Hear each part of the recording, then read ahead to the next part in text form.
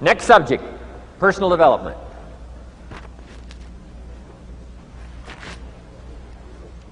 Some of the things Mr. Shoaff taught me starting at age 25, some things came quickly, some things came easily. Setting goals, that was easy. We're going to talk about that later on.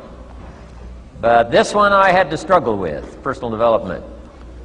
It was hard for me to give up my old blame list. It was so comfortable blaming the government and blaming my negative relatives and the company policy, unions, wage scale, economy, interest rates, prices and circumstances and all that. That was difficult for me to give up. That was quite a transition for me to make, and blaming myself. But Mr. Shoaff started out with something very, very important. Let me give that to you.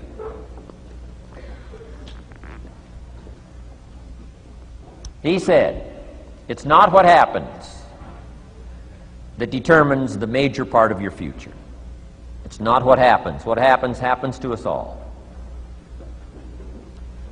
He said the key is what you do about it. It's not what happens, it's what you do about it. And he said if you will start that process of change, do something different the next 90 days than you did the last 90 days, like picking up the books to read.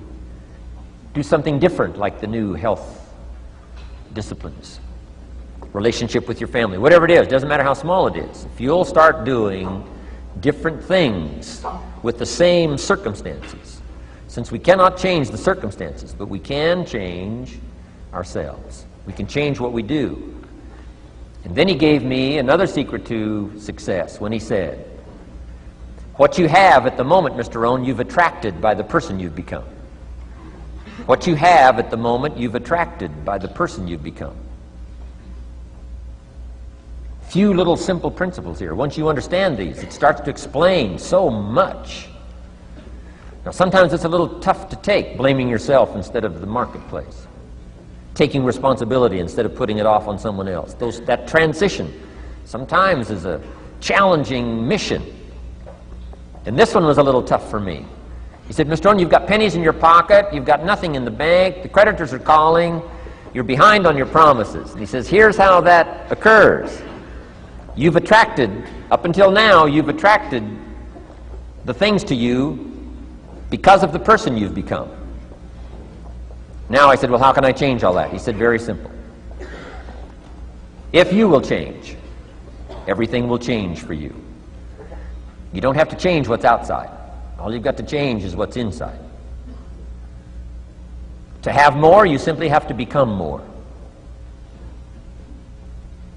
And then he said, don't wish it was easier, wish you were better. Don't wish for less problems, wish for more skills. Start working on yourself, making these personal changes. And he said, it'll all change for you. So let's talk a little bit about personal development. That extraordinary adventure I undertook starting at age 25. And I've never ceased that adventure. I'm still going for it in the 90s. I want to get better and better. I want my craft to get better, my business operations to get better, the things I do to get better. Because once I picked up this simple formula, I'm telling you, it's easy to figure out where the problem is if you go to work on it. Now, let's talk about personal development. And in helping kids understand personal development, I always start with money. Now, money's not the only place to start. Money certainly isn't the only value, but we've all got to start somewhere, and money's something you can count, right? Kids are interested in money, okay? A lot of things are a little tougher to measure, but economics is pretty easy, right? Because you can count. Okay, somebody says, how are you doing? You say, I don't know. Let's count. Now, this is not the only count. I understand that. There's a lot of other things to count. But to see if there may be some errors in your judgment and lack of disciplines in your life, we might as well start with money, because it's so easy to count. So let's just start there and see whether or not maybe we have messed up. Okay. So here's how I explain it to kids. We get paid for bringing value to the marketplace. Key to understanding economics. We get paid for bringing value to the marketplace. Marketplace is also described as reality. Reality, the marketplace. Now, it takes time. It takes time to bring value to the marketplace, but we don't get paid for time. It's very important for kids to understand, as well as adults. We don't get paid for time. Mistakenly, the man says, well, I'm making about $20 for an hour. Not true. Not true. If that was true, you could just stay home, have them send your money. No, it's not true. You don't get paid for the hour.